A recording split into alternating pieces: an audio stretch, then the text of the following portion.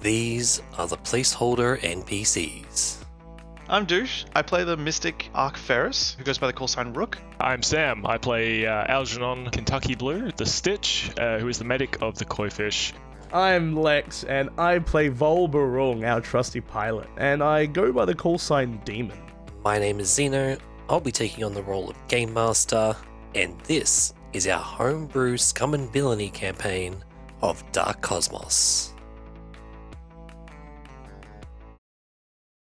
So, Algernon pushed back to the side, and these Concordant Knights, one has collected the artifact and is leaving the room.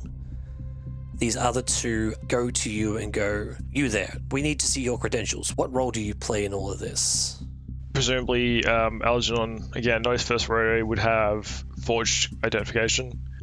Like, he doesn't have a bounty or anything like that. He's not outside of, very petty stuff when he was younger. So at this stage, he doesn't really need to fake his name or anything like that. But yeah, he does have, credentials. It seems like, some arbitrary, third-party research laboratory that would be believable enough to be consulted here. And I hand it to the knight and say, Dr. Algernon Blue, I've been asked to assist in the handling of the artifacts during this experimentation, trying to lend my medical expertise and aid to the volunteer that is clearly experiencing some quite serious side effects to the experiment. He needs an amputation immediately before that spreads and takes over his entire body. He picks up your credentials, looks at them over, hands them back to you and goes, "I've never known of a doctor to do an amputation in such a place like this. Do you not normally do this in a medical theatre? We need to get this man out of here and into the hospital straight away." I kind of play it up a little bit more, snatching my credentials back. Do you think me a fool? Of course I usually operate in a theatre. The man doesn't have that kind of time. You think I willingly lap off limbs at a whim? He's not going to make it to whatever facility you plan to transport him to. I would expect someone who at least handled some sort of artifact in the past to be privy to that sort of information. Well then, good doctor, if that is the case, then you're going to come with us. We can look at this man on the way. He can't stay here. In this time, I think some other people have walked in with a medical gurney, and they're starting to pick up Alburn. So while we're in the theatre with Alburn and that, there are two knights, is that right? Two walked in, there more have arrived in the scene. So, I can flashback, right? Certainly can. What would you like to flashback to? Okay, flashback. 20 minutes ago, Algernon being led by the receptionist to this area.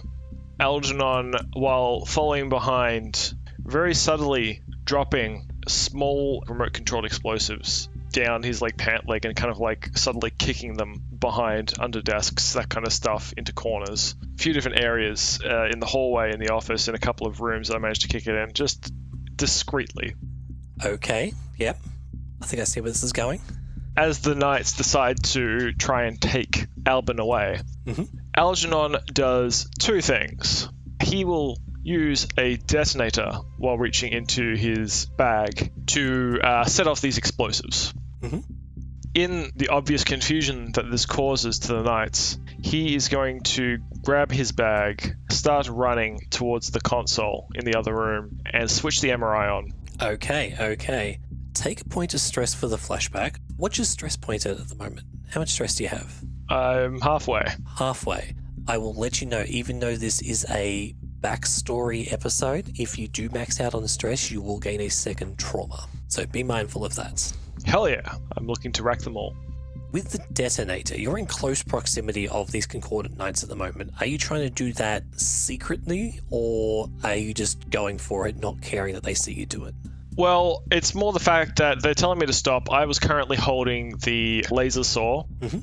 I'm putting it back into the bag and detonating while my hand's in there. It's a very natural movement, is the idea. Yes, but are you trying to not be recognized, I assume? Yes. Let's get a skull roll on that one to see if you can do that without being recognized or seen. Oh, God, here we go. This will be... We'll go risky standard. How many dice do you have in Skulk? I have one. One die. One die.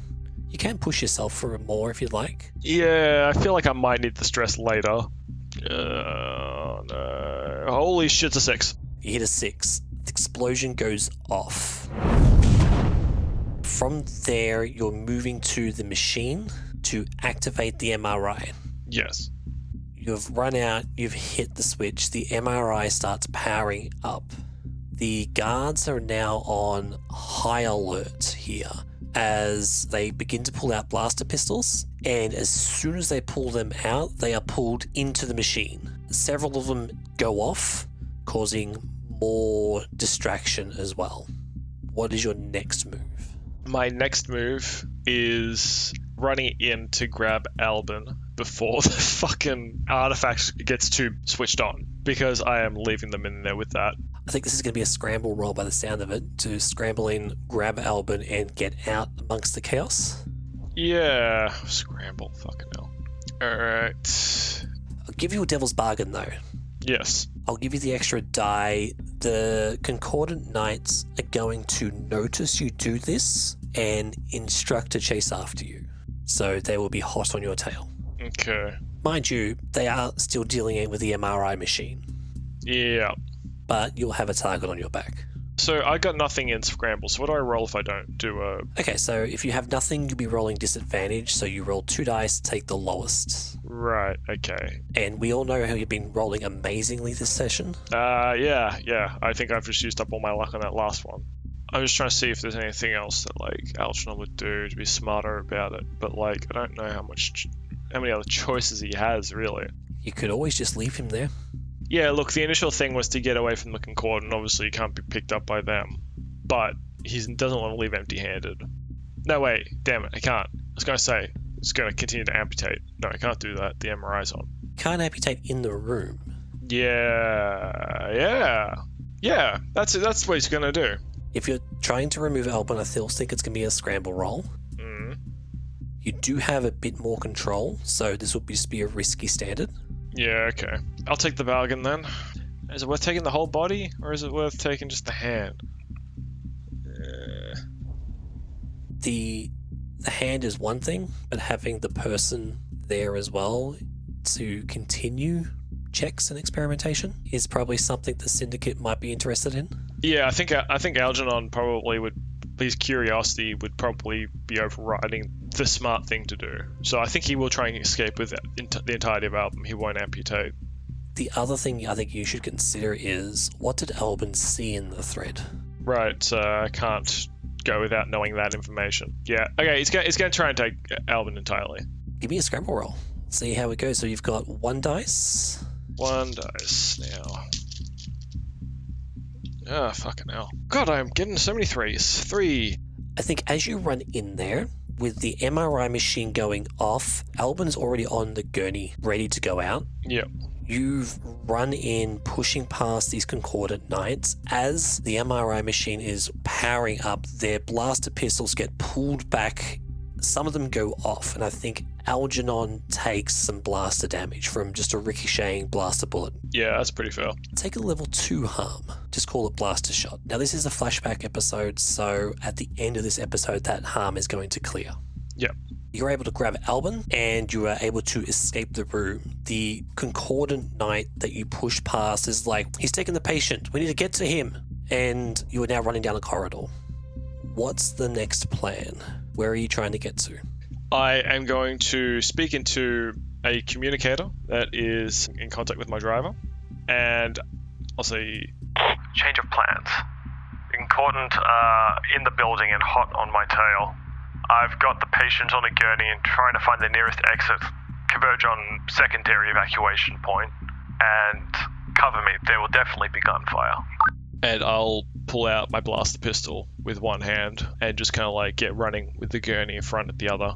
We're running at like a closer point than the main entrance because I've been made, and they'll probably expect that. So we're going to like a back entrance or whatever.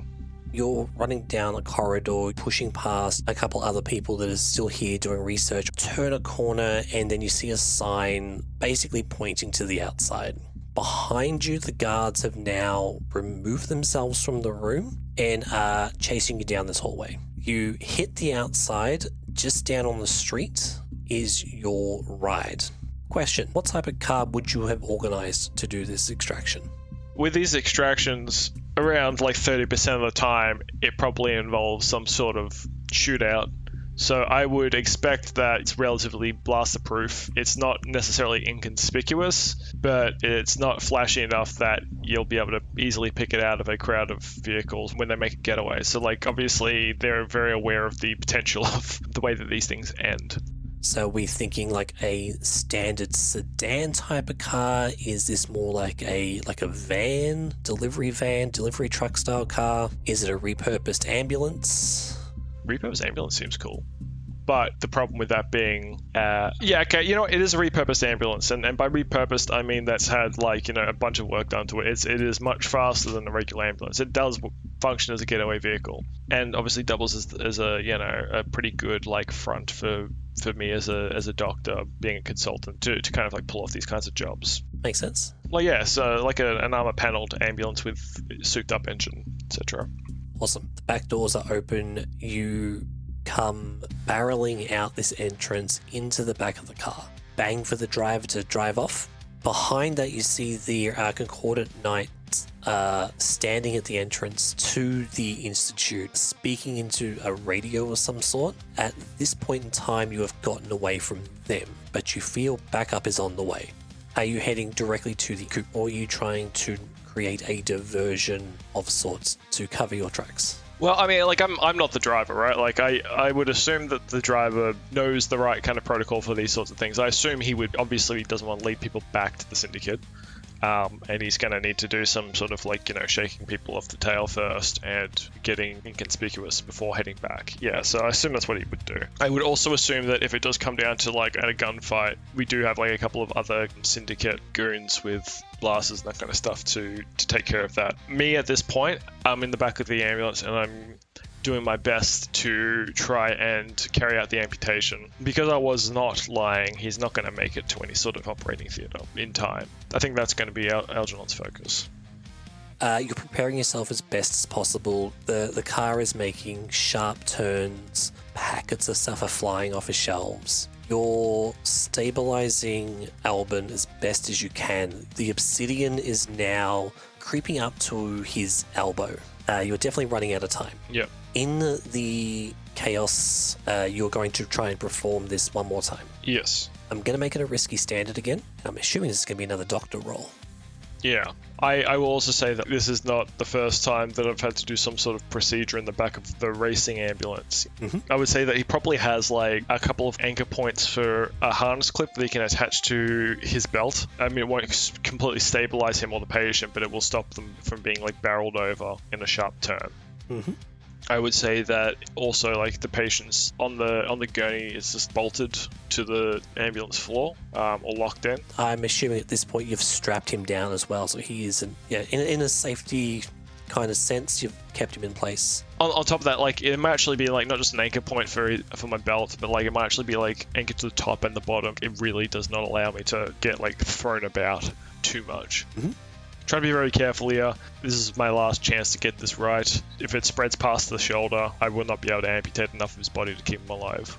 Correct. So how many dice in doctoring do you have? I have 2. While this is happening, you feel a pain in your side as you remember you have a blaster shot wound to also contend with, which is going to remove one of the dice from this roll. Motherfucker. God damn it. I guess I'll push myself to cancel that out, won't I? You certainly can. I've also got a devil's bargain for you if you want to take it. With all the action that's happening, it's not going to be a clean severance. So it's going to leave some kind of scarring. Yep, that makes sense. I'll take the devil's bug. Take it. You can hear blaster shots now going off, pinging the side of this ambulance. You've got 2 dice in the roll as you try to make this surgical cut. Please give me your dice roll. Alright. And we have a 4. That is a success still. You're able to make the incision. The arm is removed. It's laser sword. As it's cutting through, it's kind of cauterizing itself. But with the shaking and the movement and the pain from your side, it is not a clean cut, and Alburn will have some scarring. The severed arm is still crystallizing to a point where it gets to the end and is now fully crystallized. But you notice in the trauma of it all, Alburn begins to start coding and is going to require more medical attention in this time. Mm-hmm. Would you be doing stuff to stop that coding from happening to keep him alive, or would you just let it happen? Now, this is all roleplay, so I'm not expecting all of us to know exactly what to do in this situation. I have watched plenty of House, so obviously I will cure him with rat bites. Yeah, no, I would. Like, I would have been on my way to, trying to put the arm in that containment cube when I hear him coding, and I'll be like, oh, shit. And I quickly get back up, I'll get into my bag, I'll be pulling out another syringe and trying to push some sort of, adrenaline or something to kickstart the heart again. Pull out the adrenaline, bang into the heart, pump that in. He begins to stabilize, but you think in this situation you need to get him into your lab or one of the medical facilities quickly. Mm-hmm. Would you call ahead to the Coop? Yeah, that would make sense. Regardless of what's happening now, it would be worth Algernon calling ahead for an update as to where they're at, and obviously things have gone a little sideways. So yeah, he'd call ahead, make sure that they're prepping the OR, and letting them know what needs to be done as soon as he's brought in. Let's do one last dice roll for this. To me, I'm thinking either a sway or command in your call through to make sure they're prepared. Well, I'm much better at sway, so I'm going to go with that. That makes sense. I don't think the blaster shot will affect this roll just because you're calling in. This isn't necessarily a physical activity for yourself, so I won't apply that -1 penalty to this one. Yay! And we'll say this is, them preparing, and we'll take care of the transition from the vehicle into the medical theatres to stabilize Alburn. So anything else you want to add to the roll? Outside of pushing myself? Yeah. I was gonna essentially allude to the fact that at this point my hands are tied. Any failure to keep this man alive is I'm not going to be the one that has to answer to the director for it. I'll give you this. I will let you have an assist from the director if he is the person you call. Yeah, I mean, that makes sense to me. So you'll take an extra dice to this one. I think that puts you up to, 3, 4 if you're pushing yourself? I am pushing myself, and it is 4. What does this call sound like as you're making it? I'll say, so we've managed to acquire a subject that has had direct exposure to precursor matter. We are currently rushing back to the Syndicate in an attempt to keep him alive. We need the OR prepped as he's coding, and we need to do further experiments on this subject to better understand what this precursor artifact has done to his body. The knowledge that he would have, the knowledge that we could gain from this man being one of the experiment subjects is invaluable. Okay, let's get your dice roll. Alright, here we go. 4 dice. I got a 5 and a 6. Just a single 6? Yeah, it's the 1 6. The director gives you an affirmation back to your call and hangs up pretty quickly, which is nothing new. He's a very blunt man with lots on his plate to do.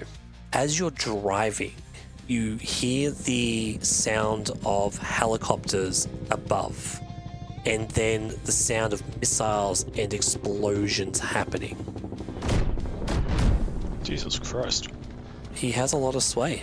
He'll pull it in.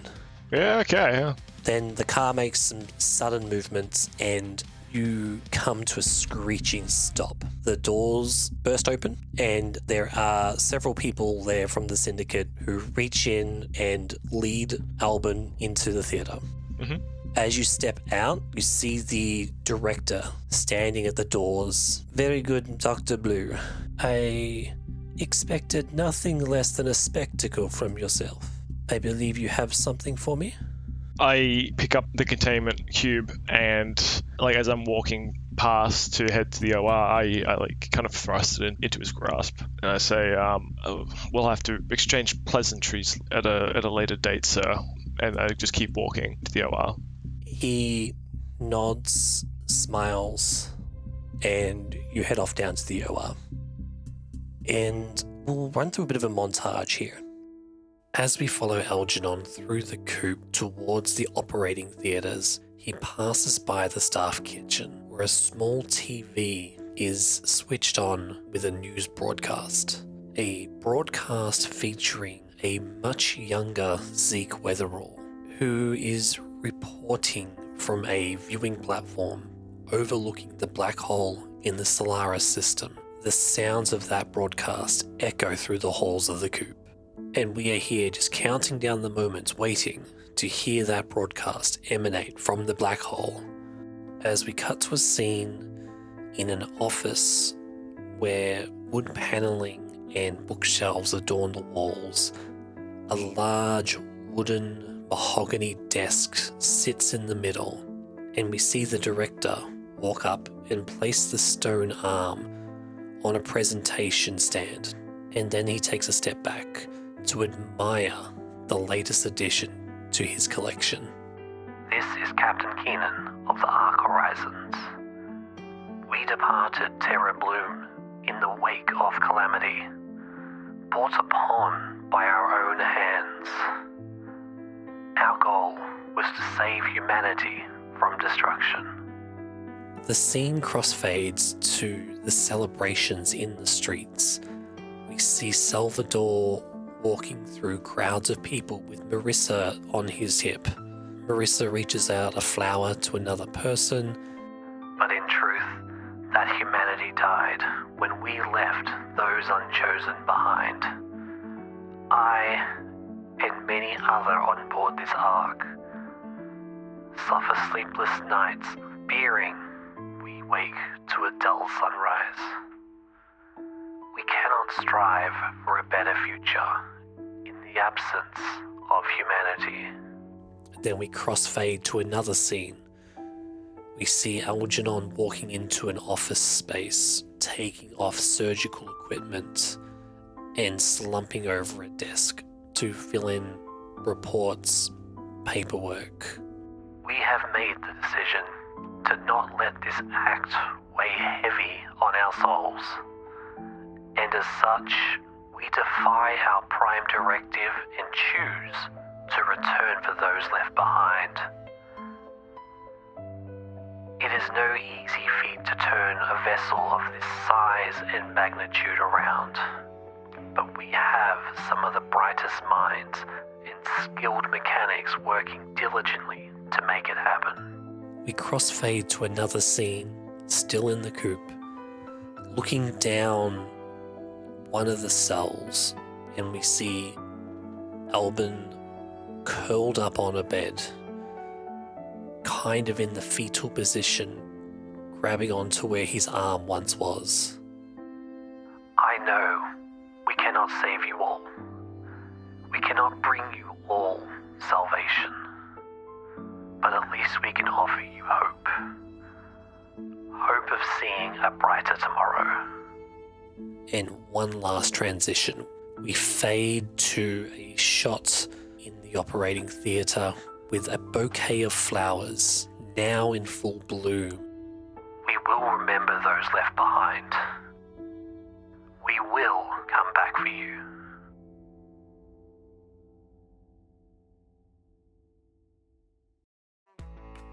Thank you for making it through another episode.